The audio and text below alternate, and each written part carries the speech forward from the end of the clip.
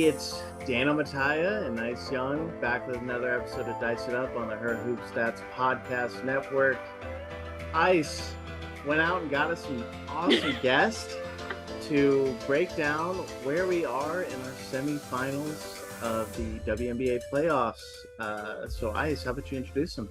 Dano, first of all, you're so humble because I'm only responsible for one of our guests. Okay, Dano did get the other. I just reached out and did the, quick messaging, but tag team effort always. What's up, fam? Good to see you. Okay, our first guest had the chance of meeting. I met both of you guys at WNBA All-Star, which is so cool. I love that. I love how it connected the media. That might have been the best part of All-Star Weekend, but we will just breeze through that. Okay, so first up is Mark Schindler, writer for WNBA.com.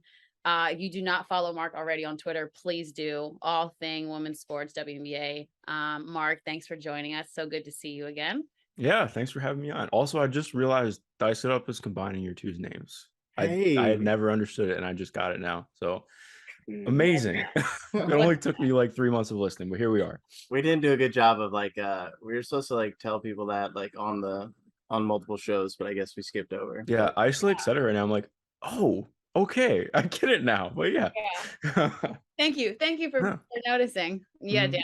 Okay, well, we tried. We would think people would be more clever, I guess, and fill it in. It's fine. Yeah. Mark got it. That's all that matters. Next up, you have become one of my favorite people to talk hoops with. Just conversations, your thoughts and analysis on Chicago this season has been amazing. So Stephen Garner, thank you for joining us. You are a writer for Nuts and Bolts Sports. Like I said, has become one of my favorites to talk hoops with about the W this season. So thanks for being here. I appreciate y'all for the opportunity. Peace and blessings to everybody. And yeah, you've been one of my favorites to talk hoop with, as well as Mark. And I've always appreciated the conversation between you and Dano. So I'm just grateful for the opportunity. Thank you guys for sure. Excellent. I love the U.S. Open hat, my guy. I'm jealous. Yes. Shout out to Mark's girlfriend, Karina. Am I allowed to say that, Mark? Is that okay? Yeah. I mean, you already did. So I mean, I can always cut it. You know what I mean? No, you're good. All right, cool. I'm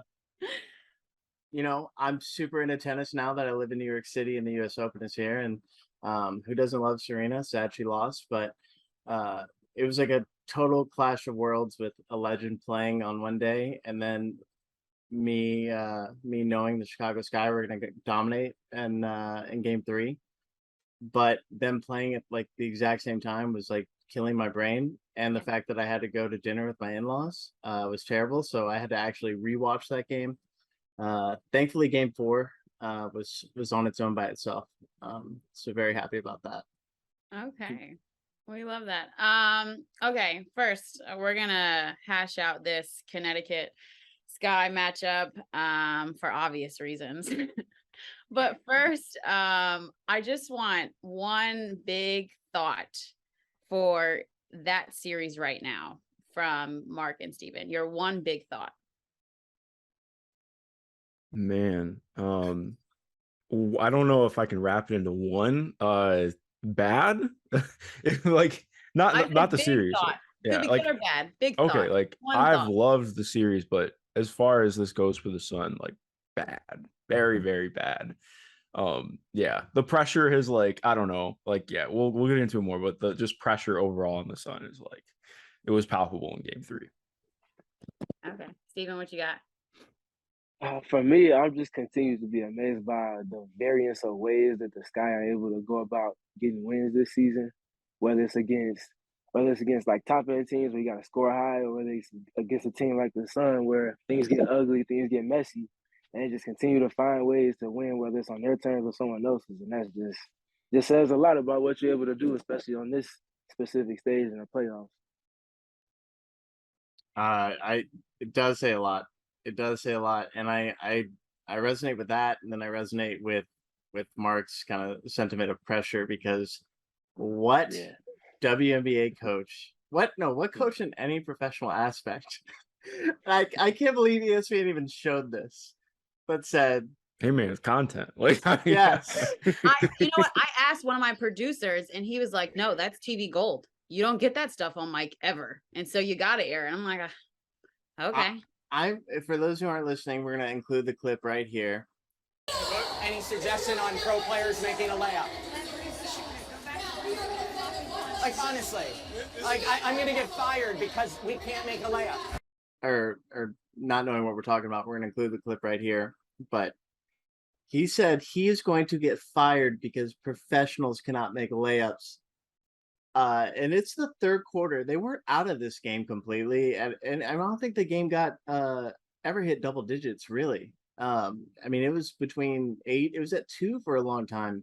Granted, they missed a lot of shots, and we can get into the specifics on who's missing those shots and whatnot. But like that just spells an awful, awful culture and environment for me. I would not want to be in that huddle, knowing that's who I was playing for. That's the leader of my team. I just don't like it from so many different angles.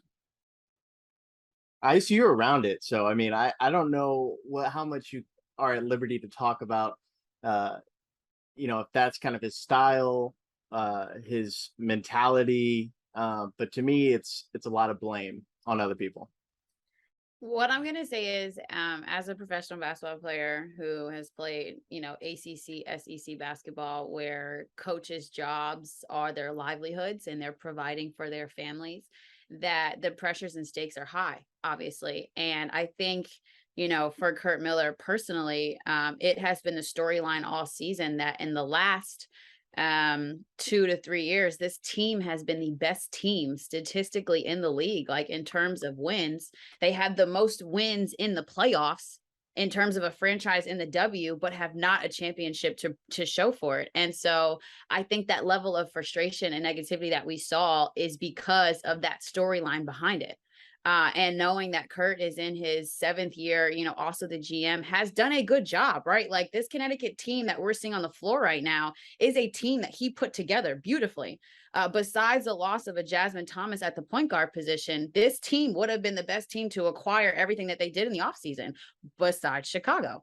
And so I just think that comment like that just spews all the things that are behind it that are going through his mind, that had been in the storylines, that had been these conversations with the team about, hey, this team is never going to look the same again. We've got to capitalize.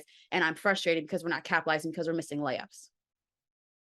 That's what I got from it. We know whose side you're on. Oh my God. I'm just kidding. It's interesting because there's a lot of stuff I think you can take from it. And in some ways, like for listeners who are obviously following the NBA as well, like the Sun resembles so much what happened with the Phoenix Suns this last year for me. Like especially like, I mean, taking some time out, and obviously I'm not in Uncasville as often as Ice is, but like being around that team for a week, and getting to really get to know some people there when I was writing that story on AT. And this is not trying to shade things a certain way, but I was surprised, I think, with some of the answers and just the general openness from this team in general that this is going to be their last year together. And that's been the entire year. It's been, we know this is our last year together. And I think it's one thing, like, of course, you're going to know that in the back of your mind, but it's been constantly on their backs this entire year. And it felt like that, especially watching game 1, like these missed layups, like, yes, part of it is players just not playing well, but it legitimately just feels like pressure and tension, like so much watching everything. And like, it could have gone one or two ways. Like, I think that first game was like the perfect showing. Like, yes, this is going to be an ugly series. They have to come out and win.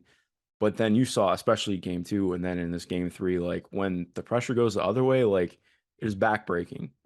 You started to see a ton of stuff, not to be like a body language expert, but body language was awful in game 3. The transition defense was like, I mean, there are like 2 or 3 players who just aren't even getting back.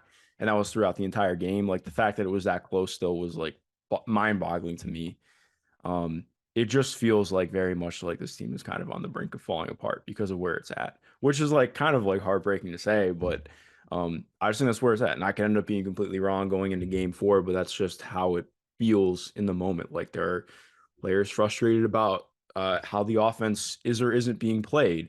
There are, I mean, very clearly, like there are players who are totally not on the same page offensively and defensively. Like if there's a misrotation, somebody's getting chewed out for it. I'm not saying that's right or wrong, but like, again, this is like, it's like this is very close to breaking apart, and I think I'm very interested to see what happens the remainder of the series because it could go 5 for sure. I mean, this is still a talented team, but and not that that's without even getting into Chicago. We have a ton of stuff to talk about with Chicago, but like, unfortunately, that has been the story, especially with what Game 3 looked like. Yeah. Mark, you brought up a great point that I've noticed in terms of like the overall energy and like the things that go without being asked about, they get brought up in answers. So I've been spending time in the press room after every game, and their press conference sessions have a different type of energy to them. I like to pay attention to like the interpersonal things that are said, and of course the mannerisms and body language. And it seems like the choice of words, it continuously gives off the vibe that like this thing is coming to an end, like the end of the road is near. And that goes from the head coach, of course, with Kurt Miller, down to whatever players are selected to speak to the media after games. And with 3 games at this point, and of course they had a good job and they had a great showing in the first game, and the energy was a little bit more positive, but they were still kind of like hinting at the end of the road being here. And of course, over the last 2 games, things have been a lot more, like you guys said, palpable in terms of conversations and choice of words and mannerisms and body language post game, especially and even more so during the games. You know, when the Sky are kind of putting them, it seems like out of their misery in a sense. Unfortunately, it's a harsh way of wording it, but it's kind of like what it seems like. So yeah, I agree with all the points that you guys are making, and it's definitely giving hints to just that. And having like watched so many different like renditions of NBA teams and how they run their course, some teams take a lot longer to run it, some teams have a lot shorter of a window. This gives off all those same vibes in terms of body language and just how things just generally feel watching this team all season. I think now because it's playoffs and it's also Chicago. Like I feel like Chicago has Connecticut's calling card, right? Like if they were playing Seattle or Vegas, I don't think we'd see this. I truly don't. I don't think the level of frustration would be as high, not because these teams aren't as good, but because Chicago just always finds a way to figure out Connecticut. Like it has been like that since Kurt Miller has been there. Since James Wade has been there, right? And so I kind of think that hints to it as well, to know that they couldn't beat them in the regular season. I had told Dano, I said, it's going to take a near perfect game for Connecticut and a very C minus lower F game for Chicago, for Connecticut to win. Like they're not going to beat them if they play a B game. They're not going to beat them if they play their A game. I don't believe so. And so I feel like that's what we saw in the first game. But I also feel like the main reason that we see this frustration is because this team just doesn't have a clear identified leader. That's all. I'm a huge fan of Jasmine Thomas personally and, professionally on the court. But that's what she was to this team. Like she was the calm in the storm, like hey, we're good. We can pull it together on the court. And this is no knock to any of the point guards that are now playing that position. Like I think Natisha Heidemann has stepped up incredibly in her third year. I think Odyssey Sims does Odyssey Sims, but she came to the team so late. Obviously, Bria Hartley was heartbreaking. But they just do not have a leader on the floor. And I think when you look to the team, you think it's going to be the reigning MVP and JJ just has not been able to do that consistently for whatever reason we think that is. And I know Dana wanted to get in that too. Like, what do you guys think about, JJ right now, Jonquil Jones and her use for this team? Notice, at the end of that last game, she was not in the game. She did not play the last 4 or 5 minutes. And again, we talked about the margin. Like I think Chicago's biggest range margin was 7 points. So the game was close the entire game, but we don't see the reigning MVP in the game for the last 3 or 4 minutes to try and close out the game. Why? Honestly, and I think some people disagree with me yesterday. I thought it was the right call from Kurt. Like she was not playing a good game yesterday, if we're being frank. Like that was really rough. Obviously, game 1 was extremely rough too. I think, especially defensively, I thought she was really good in game 1, and she's had moments defensively where she's been really good, but especially as Chicago's really brought their screens up higher, and been able to open up some of the cutting lanes, especially on 45 cuts. She's just been getting caught flat-footed a lot, and again, I think part of that too, like there's just been, especially in game 3, there was some like Nikias Duncan put out a possession that I had noted that was like, I have no idea what her and Courtney Williams are doing on the weak side. And it ends up resulting in a basket. And that happened multiple times yesterday. So I understood pulling her. But I think it also speaks at large to like, okay, at one point, like, yes, you like that. What's so difficult is when you have a team this talented that has that many players that you have to build your team around. I mean, this is why you don't have all quote unquote all-star teams because, Yeah. okay, part of being a star basketball player is like, hey, you have the team built around you. To be that kind of player, you have to want to get shots. Like very clearly, Jonquel Jones wanted to be a focal point of the offense. Like it's one thing to tell her, okay, you're just going to be used as a screener and do stuff on the roll occasionally, and we really need you to space. Okay, great. I'm the reigning MVP. Like that's a lot easier said than done, and that's what it's been like. Like this entire year, it's felt like a push pull of how do they actually get the right amount of Jonquel Jones on the team. It's never hit. And I think like game 2, frankly, I felt that it was like a very clear effort to get Jonquel as many touches as possible. I don't think it was great for the offense, even though it worked for her individually. And again, that's not to say that she's selfish or anything like that. That's just how it goes sometimes with the way these teams are assembled. And so yeah, I think it's not that I think Jonquel is bad. Like she has not showed up in this round. But it just kind of speaks at large to what the roster construction is like. And again, I think that speaks a lot more to where the team is at in terms of togetherness right now, as compared to anything else. Yeah. And I think Ice made a great point with the fact that not having Jazz on the floor, like of course you have her on the sideline, but in that 94 feet, there's nothing she can do. And having that missing is, I think, by the masses, we might not have put enough of a value on that in terms of giving them expectations this season. And that might be partly due to how well the team, performed throughout the season, even without her. They still showed that they were very much formidable. I mean, they got them to the second round of the playoffs again, So you're looking at it from that perspective, yeah. But at the same time, that is unequivocal and not having her talents on the court. And then I like to point at a point that Kurt Miller made post game. I think it was after game 1. And I wish I could credit the person that asked the question, but essentially the premise of the question was what's going on with Jonquel and why is there such a high variance in terms of her usage and the amount of field goal attempts that she has. And Kurt Miller basically went as far as to say it's essentially like a function of having more talents meshed into the fold, comparing it to last season versus this season. It was a predictable answer. It was almost like it was scripted, and it's understandable. But at the same time, again, when your team has a lot of deficiencies offensively, especially in the half court, you have the reigning MVP, one of the most well-rounded talents on the offensive end of the floor, not even just scoring in terms of being able to, operate as a hub of an offense from the post or in isolation or sometimes even down the wing. Like to not use that talent to the furthest of his extent, or at least not even experiment with attempting to do so with the leader out, it's a head scratcher to me. So yeah, and that again is like a microcosm of all of the things that have been going on in Connecticut this season, unfortunately for them. I mean, yeah, you brought up, how bad some of these players are on offense. I mean, I probably put it a lot worse in that sense, but I got to give a shout out to our guy Calvin Wetzel from herhoopstats.com. There's 3 players shooting under 40% from inside the arc in the entire playoffs, and they're all on the Connecticut Sun with minimum 30 field goal attempts. Alyssa Thomas, Courtney Williams, and DeWanna Bonner. I do think Jonquel, I mean, all her numbers are definitely going to be a little bit deflated from last year with the fact that Alyssa Thomas played a full season, and nothing against Alyssa Thomas and how great she's been, but I mean, they both had really successful regular seasons and put up great numbers overall. But I think for this team to be successful, that Jonquel has to be a focal point. I just think you want your most talented player to be that. If you have, if you're, the riches that Chicago has, they have the ability to kind of make any player the focal point on any night. I mean, even down to their bench, that team is so deep.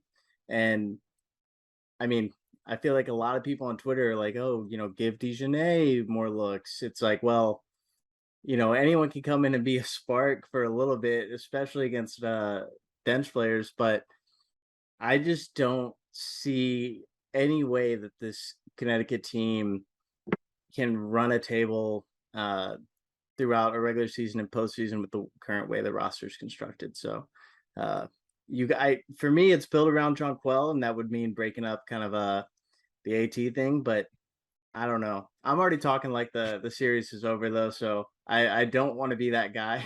Well, the best part is like honestly, we could just end up being wrong, and somehow I don't think it's gonna happen. But what if Connecticut just wins 2 games? Like I doubt it happens, but we've seen it happen before. Like crazier things have happened again. Like we can't erase how important game 1 was. But I just severely doubt it. And that's like, I mean, we haven't even mentioned how incredible Candace Parker has been. Oh Like, my God. like we so don't much have of this, like what's been so wild is like Chicago's up. They have played 3 very bad games, if we're being completely honest. Like Chicago Thank has you. not played well. Thank you. Like, Leah where's Allie Copper, Quigley? yeah. Like, Yeah. what Oh, is Allie going on? Quigley is like, to be fair to Connecticut, like they've done a really good job of taking the perimeter players and putting them in as murky of waters as possible, but also like they're just missing so many shots. Yeah. It's pretty much like Candace Parker's been the offense the last 3 games. Yeah. I mean, Talia Mhm. Copper did not play good in the last game. Mhm. And you could tell she was visibly frustrated with herself Yeah. about it. As a matter of fact, I saw the end of the game where Candace went to her and hugged her and they were having that conversation and 100% like could read lips and understand the value of like, yo, that's one game, bro. Like you are good. It does not define you. We got the win. We need you to play well the next game. But I completely agree with you, Mark. Like I feel like Connecticut is not taking advantage of the fact that those players are not playing to their potential. Right. I mean, the first couple of games, I was like, Emma Meesman, come on, like, what's going on Yeah. here? And in the last game, obviously, she showed up, but like only Candace has been, super consistent out of those. Obviously, Sluty, right? We know, Steven, I texted you about this. Dano, I texted you about that. The only reason Connecticut won the first game is because Vandersloot was not playing well. Like to me, she is the key to them winning games. If they can limit her and frustrate her and muck it up for her, they sincerely have a chance because everybody else is not themselves if Sluty is not playing in her regular rhythm and flow and getting people the ball and creating all those different opportunities. But thank God for Candace. Like I don't understand how somebody so old looks so young. I don't get it. I'm like, I know you're supposed to look experienced and just well beyond your years, and she does, but at the same time, she still looks like she is fresh. Like, I mean, like an Asia Wilson, like I'm only my 4th to 5th year, like just completely fresh and like ready to go. It's scary. I It's have When Candace so much palmed the ball confidence. on the left block There it yesterday, is. I was like, There "Oh, it it's over." is. That I was said, like oh, is she that about was to her do her? playoff moment for me. Like as Yeah. soon as she palmed the ball, I'm like, "Oh, it's over. It's I going said, in." it's about to get dirty. That was It's about to amazing. get dirty. Let me turn Yeah. it. Let me turn this off. Hey, shout out Kayla Davis. She was like, as soon as she palmed it, I knew it was a bucket. Yeah. It's funny. Yeah, I was thinking the exact same thing. I'm like, yep. First of all, the level of embarrassment I would have if somebody put me in the post and palm the ball. I think I'd foul immediately. Yeah. Like, what you think this is? But it's But Candace. that also speaks to the problems with the Sun because why is Candace getting so many like 3 and 4 dribble post ups or isolation and there's not one double team sent? Like I know they're sending, like I know on that specific play they had some split cuts going on between Allie and Sluty, but it's like forget the split cuts. Like the person with the ball is the most important. Why are you not like giving her more attention in a 1-on-1? And that 1-on-1 defender is not even Alyssa Thomas on that play. I think that might have been JJ on that play. It If I'm was not mistaken. JJ. Yes. Yeah, like It was so JJ. so what are we doing right now? I think you pick your poison. Come on, it's Chicago. You pick your poison, And I think this is the reason why Emma Meesman is so good because when they pick their poison and they say, "Hey, we got to get the ball to Candace's hand. We got to get the ball to Kalia Copper's hand." All of a sudden, freaking Emma Meesman is a superstar, and not because she does anything differently, but because they decided for her to be the poison that game. But she's so consistent, she's so strong, and she's got the highest IQ in all of the world. I swear that she always capitalizes and make them look bad when they let her be the poison. But it's like you got to pick your poison. Like you can't pick correctly. Like you picking correctly would just mean that people miss shots. You know what I'm saying? Which is what we're hoping for, which is not a good thing to hope for. But it's helped them stay close in these games. Exactly. I'm glad you brought up Emma because Ice, about when we did our series preview, Ice. But Emma is unreal. If people pay attention to the things that she does functioning within the Sky's offense, like not just screening, not just posting up, like the +1 passes that she makes, how many times she slips out of the 2-on scenarios into like the open space, whether it's as a release valve or different things like that, or cutting from the opposite baseline underneath everything, like she did for the final play to put the nail in the coffin. She does so many different little things, and like you said, her IQ is just so severe. Yeah, just everything that Emma Meesman brings to the Sky, especially on the offensive end of the floor in the half court, behind everything that the attention that the other guards and players give them offensively, it's just invaluable. And then, of course, what she does on defense speaks for itself with deflections and mucking things up for other teams on the other end. Yeah, she was awesome on JJ yesterday. Has been the entire series, but yesterday was like just put her in a straight jacket, honestly, on defense. I think her defense probably goes underrated from most people, including myself. But I mean, I know where my head and my heart lie, especially after this conversation. I couldn't be more confident to put my money. Shout out Spread the Floor, our betting platform from Her Hoop Stats. I will be betting the Chicago Sky money line on Game 4.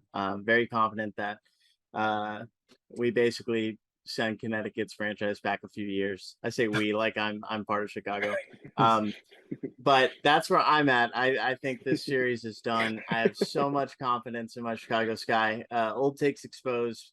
Come get me if I'm wrong.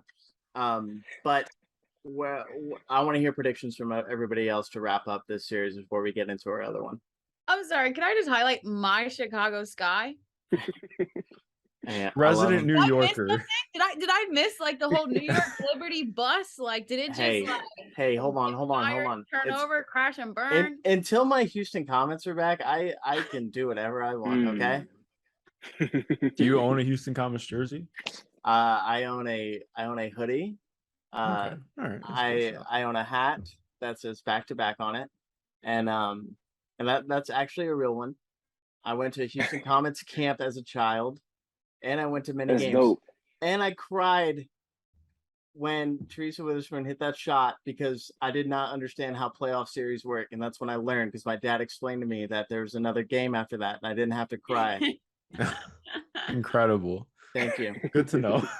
I love sports, man. Always love You're sports. proven. You're proven. I Um, knew that about you, but I'm glad everybody else does. You're proven. Yeah, Okay, welcome. fine. I just had to highlight my Chicago. Yeah, I've talked to Steven about it, Dan. I've talked to you about it. Mark, you're the only one who I haven't talked to, so clearly that's an issue. Just saying. Yeah. So this is my problem. Wow. Yeah. Here. I was gonna say I like Steven's intro to the pod better than mine, so clearly we have to change things, but I see how it is. No, just kidding. Yeah, I'm taking Sky in 4. I think that it's very it's definitely possible that the Connecticut's on duke this out to another game, but I would doubt it. I hope that things play out. I have enjoyed this series as mucky as it's been, but yeah, Sky in 4. It was much nicer than how I put it. Well, it's partially my job to put it a little bit nicer, but yes. My original prediction was Sky in 4 because I understand how the Sky operate in terms of warming themselves up to a situation before putting a stamp on them, like they did in the first round with the Liberty. I'm assuming they're going to do the same thing in this series against the Sun. So I figured they would lose one of the first 2 games. I didn't think it would be the very first game. Ended up being that. And then, of course, we've seen them make the adjustments tactically and schematically, and even with just their energy with the team. And I think they're going to close this one out in 4 tomorrow or today, whenever you guys hear this. Yeah, my last 2 comments before we get off of here, but transition to the next series, which has been nuts. Yeah, mine was Sky in 4 from the beginning. I just think tactically it's just they're better, and with the veteran leadership that they have, and I think they have an extra chip on their shoulder trying to go back to back as one of the first teams to do that in decades.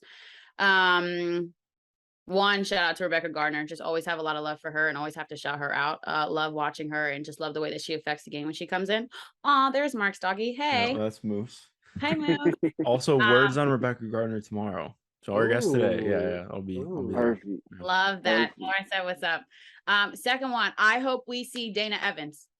I hope we see Dana Evans. I understand that it may be later in the series. People may think that James Wade does not trust her. I'm here to tell you that that is a myth. That is a lie. I believe that he very much trusts her to play. I feel like with the way that Allie Quigley has been struggling, even though Allie Quigley is a proven veteran and she works with that team and unit, she also plays defense. I think that there are minutes that Dana Evans can sneak in there in that position rather than always making the Julie Alamon versus Evans conversation that we've had several times.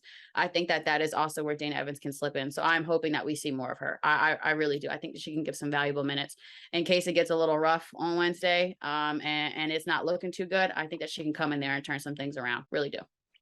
All right. We are going to Vegas, Seattle, which, bro, honestly, like the amount that I screamed at my TV at my grandmother's house watching Game 3, she came out in the back and was like, "Are you okay?" And I'm like, no, it was a big shot. Sue Bird just hit this 3. I don't know what's going to happen.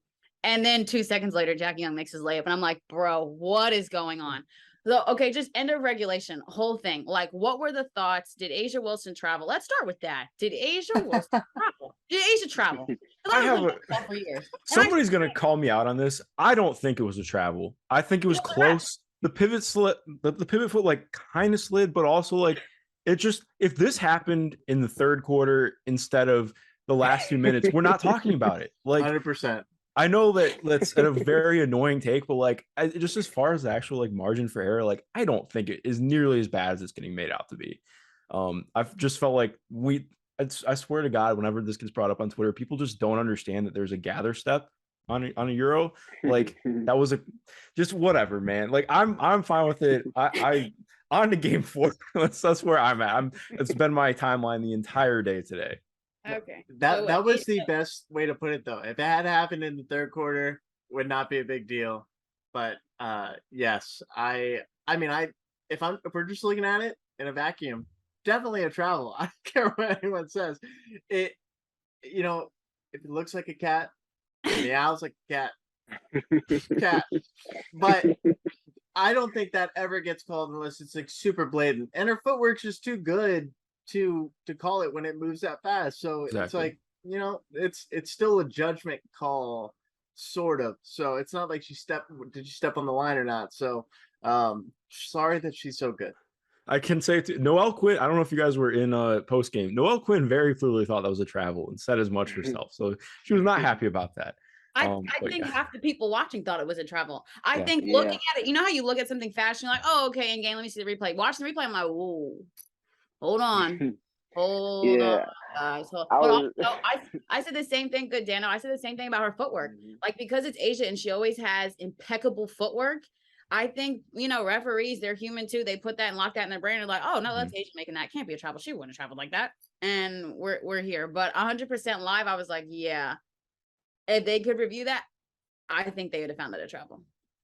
Yeah, I thought it was a travel. So I actually watched that game as a neutral fan to kind of decompress from that Sun Sky game. I was watching it with my mom, and my mom was the hugest Asia Wilson fan. She loves Don Staley, all of that. She was like, "Oh, she traveled." I was like, "Yeah, she did." But again, that's the status thing. Like, she's earned the right to have that not be a call in those moments, and she made it count. She scored, and of course, like all three of you said, her footwork is it's otherworldly.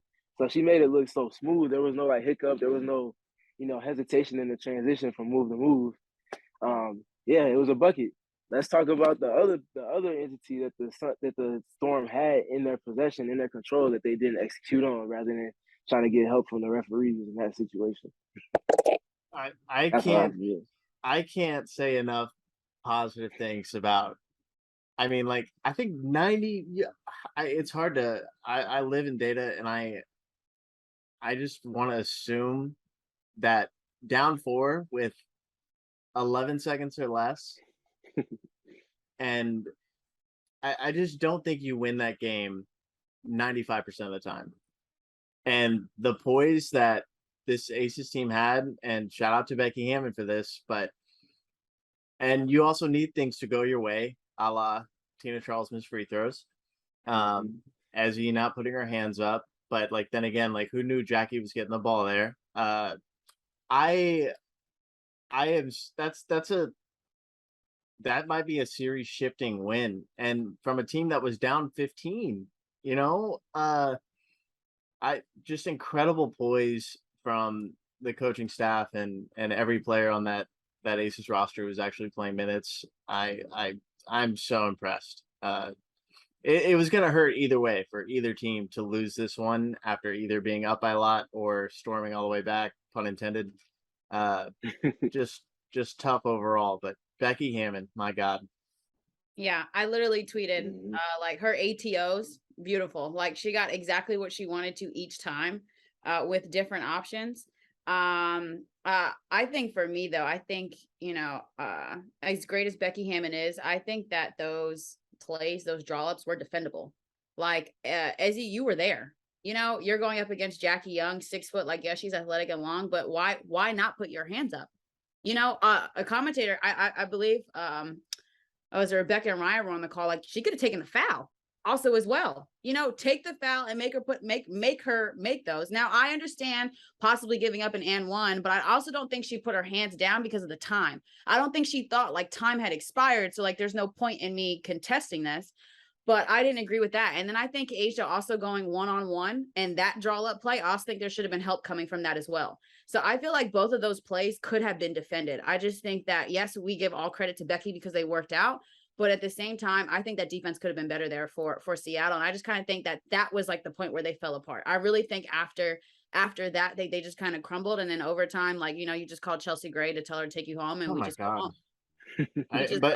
But the three to Raquana Williams, like, I don't know. I've been waiting on Kelsey Plum to be the one to finally hit that shot. I feel like she's had so many opportunities in the last like month to hit that three to tie it up and or win it, and it hasn't been her. Yeah. The fact that she had trust in Raquana Williams to take that shot and make it, which we all know she can. She's a great shooter. Hasn't had the same numbers as she had in previous seasons, but oh God, I'm waiting for my Kelsey Plum big moment. It hasn't happened yet, but it's coming. Yeah. I know it. Can we just say though, like, I got chills, man. Like hearing that play get drawn up. First of all, we get so much better stuff on W mic'd up on the sidelines than we ever get in the NBA. Like that's have to say. But to hear it, you can plainly hear everything get called out and then see it run that crisply. Like that was amazing. That's one of the coolest things I've ever witnessed in sports. And just like straight up, like I think that's one of the 5 best basketball games I've ever watched live. Like that was crazy. Like you mentioned though with Kelsey, like Kelsey has not shot well, of course, but she's still getting guarded. Like, I mean, the stuff that she's doing, like again, Nakia Duncan just wrote a really great piece on her screening. She's been huge in what they're doing. And like you mentioned Chelsea as well. Like Chelsea, like we just have to talk about like as good as Candace Parker has been, Chelsea Gray has been the best player in the playoffs. Been insane. Like she's been a top 10 player in the W since the All-Star break and just keeps ratcheting it up somehow, shooting like 70% from the field in the playoffs. And like on one hand, I totally agree with Ice. Like their defense was rubbish yesterday. I don't know why I said rubbish. I was watching James Bond, so like British accents and stuff. But like, but it's like also at the point too where like Chelsea Gray, like they literally just I don't even know if they were calling plays in that first half. Like it's just Chelsea Gray coming down, calling screens, calling anything up that she wants. She's like, all right, let's put them in a torture chamber. And it was like, I threaded it earlier today. Like literally she just came down. Like she was like, all right, we're just going to keep running stuff that I think is going to work. I'm going to pinpoint every weakness in your defense and we're going to destroy you. And that was a demoralizing first half. Like it just literally got to the point where I was like, I don't know what Seattle is supposed to do. Like, I mean, there are plays where Gabby Williams is completely draped over Chelsea Gray as legally as possible. And it just doesn't matter because she's just shooting like that right now. And I think like I mean, when Chelsea Gray is not, even then, like if you're sending a trap, like, okay, Kia Stokes is a good enough roller where if she gets a half step on Tina Charles, she's going to at least get the ball around the basket. Like it's not perfect, but you get what I'm saying. But like, it's just, I mean, granted, again, like that defense has to be better. The amount that they're switching things instead of trying to fight over, I've been a little bit confused by. I don't know why they've gone to that as much. Like part of that is like, the way that it's not just like running double drags or running stagger screens. Like, okay, they're going to set angled screens or they're going to have Kelsey Plum waiting on a back screen. And it's like, okay, well, if we don't switch this, then like a 42% 3-point shooter who's having one of the best 3-point shooting seasons in league history is flaring out to the weak side. Like it's the kind of stuff where it's like, you have to think, and you can see that playing out for Seattle. This Vegas team is so good to see them like have this series. And like you mentioned too, like, I mean, the emotions I had going from Asia hitting that shot to Sue Bird off a flare screen on the left side of the court to go up, I was like it was just insane. And I thought the game was over. And then now we're here talking about them winning in overtime. Like, yeah, that was just what a game, man. Yeah. Yeah. The level of mental and emotional stamina on display from Las Vegas was unbelievable. Just unbelievable yesterday. I was texting Ice during the game. I was like, I felt like the one thing that Seattle had as an edge over the Aces, just on paper going into the series, was continuity and then just the experience factor and being able to bank on that and executing in the waning moments because the games were bound to be close. So the fact that Seattle did all that they did, like Dano said, to come back from the 15-point deficit at halftime to take the lead within the last like 11 seconds, and then fumble it away for things that are pretty much all on their doing alone, like that, it speaks volumes to just how many different ways the Aces stress you. They stress you with Chelsea, they stress you with Kelsey, they stress you on offense and defense. Asia, um, Jackie Young, she's stepped up and made how many big shots over the course of this series, and especially yesterday. Like, there's just so many different pieces that they hit you with, and then you add the dynamic of them out executing you in the fourth quarter, and then in overtime on top of that on your home floor. I mean, what more can you say? I feel like that's one of those series where, or that's one of those games where, of course, things don't carry on from game to game. But when you lose in that fashion in front of your home team, and then you add to the fold that Sue Bird is potentially her last game, like that's a whole nother fire that you have to kind of try to put out and just like remain present and try to, get another win and force the game extended to going back to Vegas. It's just so many different things and so much pressure that they just put on the Seattle Storm. I don't know if they'll be able to overcome it. However, if there is a team that will be able to overcome that in the series, it's going to be the Seattle Storm. There's nothing they haven't seen. They have the one of the best point guards to ever touch a basketball. And then they have Breanna Stewart, who's arguably the MVP this season. Like, what more can you ask for in terms of being able to step up to that? Well, We'll I know see, exactly but what you can ask for, and that's Jewel Lloyd. Like, that's not to be unkind to her, but like, to be fair, I think especially in the last few games, Jackie Young has been really good on her. Like, she's done awesome stuff fighting through screens, just being extremely active off the ball, and making it really hard for Jewel to get any kind of real stuff going off screens. But Jewel still had like probably 8 or 9 shots where she was pretty clean yesterday. Yeah. And she missed more than I mean, that's been her entire season. I thought, maybe the last 2 weeks of the season, it looked like she was turning that around, even in that game in Washington too. But it just hasn't been there for her, especially in this series. And honestly, that's the difference here. Like, her defense has been really good. She's done a really good job playmaking. It's just the shots. Like, if she's not going to be Jewel Lloyd making those tough buckets that are pull-ups, that are mostly open, like open enough for Jewel Lloyd, then I just don't know if it's enough for Seattle offensively.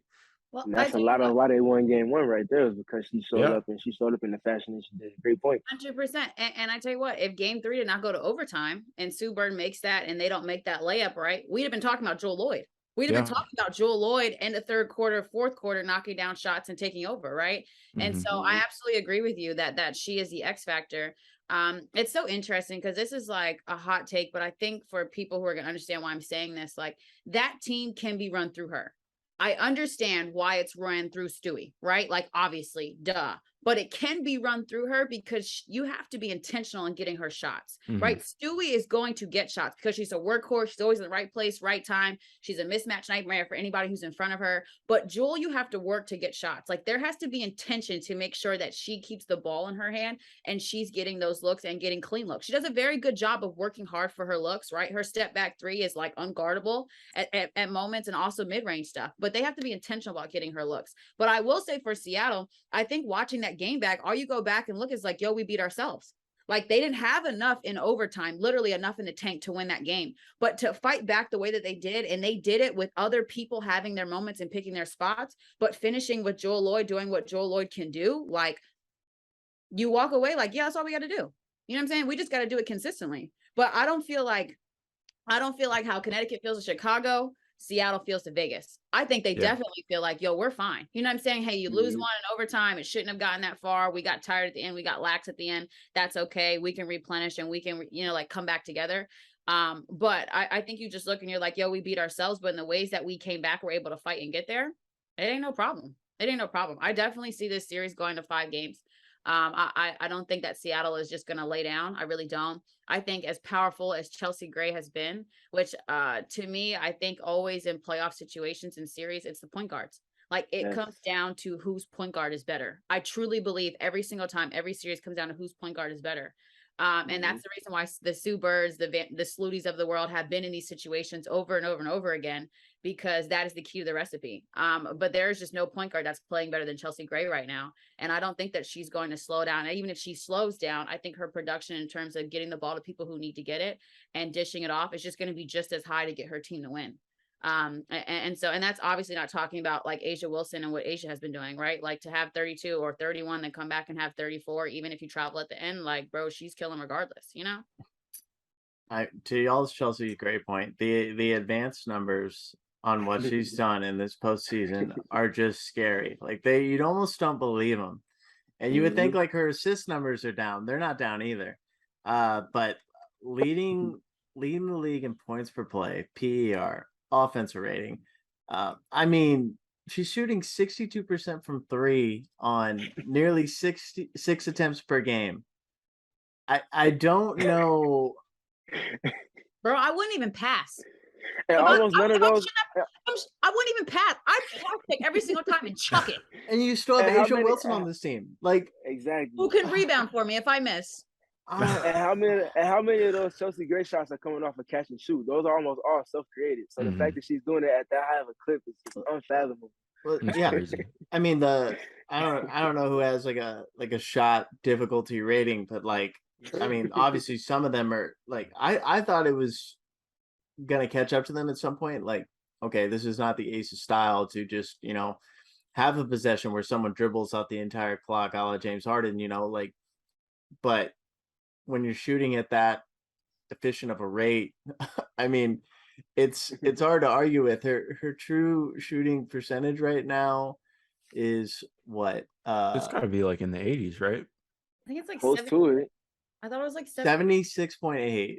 That's nuts. That's insane. That's nuts. For a Especially guard. too, if I I'm remember chucking. correctly, I think I Again. want to say it was 54.1% was league average true shooting during the regular season. So that's insane. Yeah, she's just in the zone. Wherever she is mentally, nobody can touch. Yeah. But I liked what she said in her post-game interview. I swear I love post-game interviews. And she just was like, it's the same shots over and over and over again. It's the same reps over and over and over again. And I'm just making them at a high clip. And like the best players, that's what they're doing, right? Like the Joel Lloyds of the world, the Asia Wilsons of the world, the Stewies of the world. They're not shooting anything different they've ever shot before.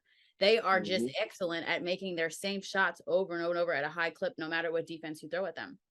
And so, yeah, this is 100% Chelsea Gray standing count. I mean, we've seen this before though, right? Like with Kalia Copper last year. Like, oh, yeah. like It's so many coming back. when they get that any player or like a pitcher who's on or just anyone who's in that mode, I think she's hit that point of where okay, it's just like a small sample size or you can't keep this up.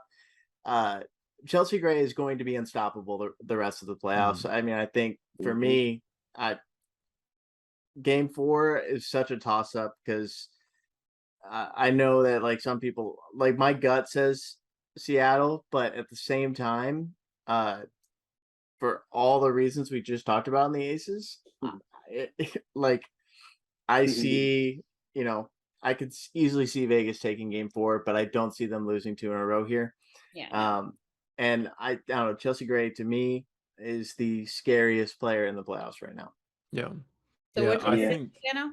Dano? What's your prediction? I think the Aces will win Game 4, sadly. Ooh. Okay. Spicy. You're gonna put your money where your mouth is? Well, Ooh. here's the thing. I'm so confident in Chicago, and every time Chicago wins, so does Las Vegas. So All right. Yeah. I don't want to be superstitious, but I'll go against the grain. I think it's gonna go 5. I'm with Ice. I still think it goes 5. I think Jewel Lloyd has a really good Game 4 because it's just bound to happen. So yeah, I'm there. Also, has anybody ever thought about putting Chelsea Gray, Nekagumake, and Candace Parker on the same team before? I feel like that might not be a bad idea. So, where are you at with this series, Steven? Man, honestly, coming into the series, I just feel like the Aces in the sky have been intertwined all season long. So of course, that's naturally going to be my final prediction. I did think the Aces were going to struggle to get past the Storm for all the things that I mentioned earlier in the series talk that we had. With that being said, the fact that the Storm lost this last game, it leaves me a little uneasy. I'm not gonna lie. The fashion, like the way they went about, but I'm still gonna go ahead and say that the Aces are gonna win it in 5. They're not gonna win it tomorrow. They're gonna end up winning it in 5. But it's gonna be very close, nail biting style basketball as it's been. I'm very much like Ice in terms of looking at point guards. I'm a point guard enthusiast with everything. Chelsea Gray has been the best point guard in the playoffs, and she's been the best player in the playoffs so far. That's going to end up weighing heavily in how this series ends up turning on its head once it's finally said and done. But I do think the Storm bounce back tomorrow, and they finally put that final stamp on things in crunch time to get the win. Okay, I love it. All right, so to close out, we're gonna do this with every team. So like, just be fair, right? Okay, so Connecticut wins their series, right? Some miraculous, God intercedes, DeWanna Bonner goes off, Courtney Lee doesn't miss a mid-range pull-up. Who is the better matchup for Connecticut? Vegas or Seattle? Dano, go. It's so hard because I just like don't. It's Dano. hard. I know. It's just hard for me to imagine any type of world where the Chicago team loses 2 games. But better matchup for them. Ooh, easily Seattle. Okay, Easily. Mark.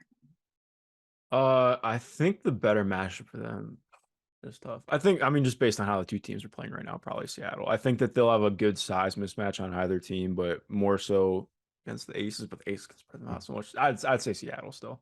Okay, Steven. I would definitely say Seattle. The fact that they have so many ineptitudes on offense compared to what the Aces can present, I feel like it's a lot more neutralized in a sense going against Seattle. So I would definitely say Seattle for Connecticut. Okay, bet. Sky, come out. Who's the better matchup for the Sky? The better matchup, not what you want to see. I want the better matchup. Dana.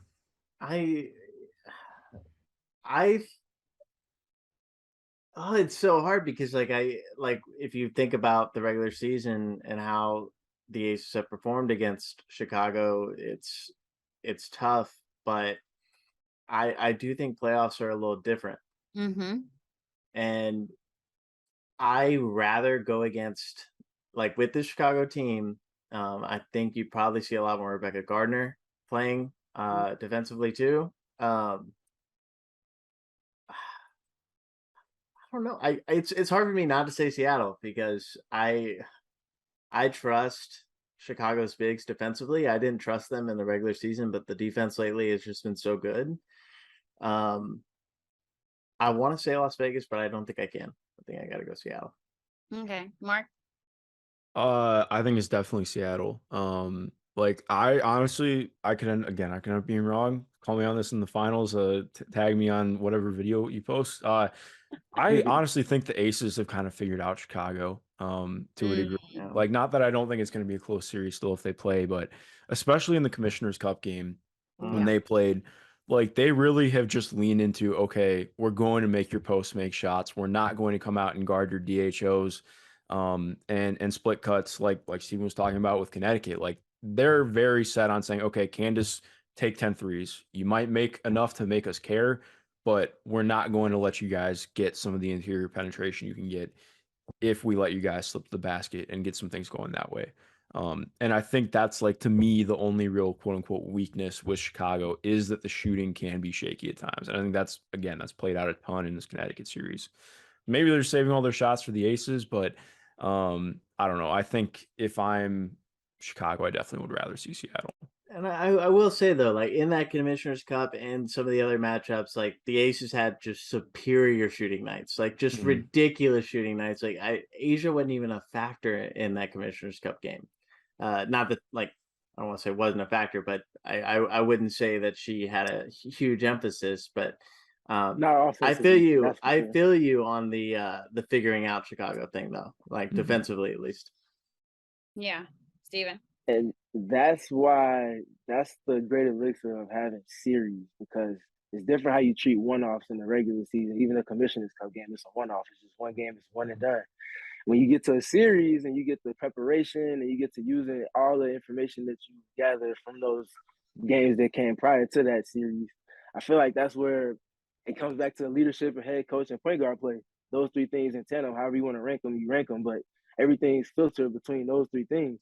And that being said, I'm going to say the Aces, because I spent the entire season hearing Coach James Wade hints at everybody treating the Las Vegas Aces as holier than thou. They're the darlings of the league, all of these things. So, of course, they're not going to publicize it when it's not asked about, but behind closed doors, I can almost put all my money and all my earnings on it that they have this chip on their shoulder specifically for the Las Vegas Aces. So I'm gonna say it's the Aces because they have a lot of things that I'm sure they've been waiting for to use against them tactically, schematically, and it would be like them emptying the clip of sorts in terms of being able to do that against that specific opponent, especially for honestly the only team that the Sky really struggled against. They had their ups and downs against the Storm as well, but they weren't as profound as it was against the Aces. So for the revenge factor and things of that nature, I'm gonna say for the Sky, it's gonna be the Aces. Okay. All right. To wrap it up, our finals preview and MVP choice. I have Chicago repeating against all things Chelsea Gray in my freaking DNA. I do have Chicago repeating. I've had it all season. I do think Candace will get finals MVP. I just think that she's just going to do exactly what she's been doing.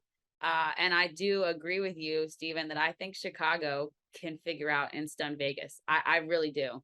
I think it's tough because they're a great one-on-one team.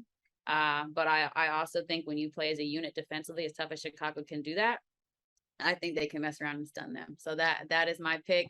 Dano doesn't like it, but I know he still loves me. But now we're going to go with him.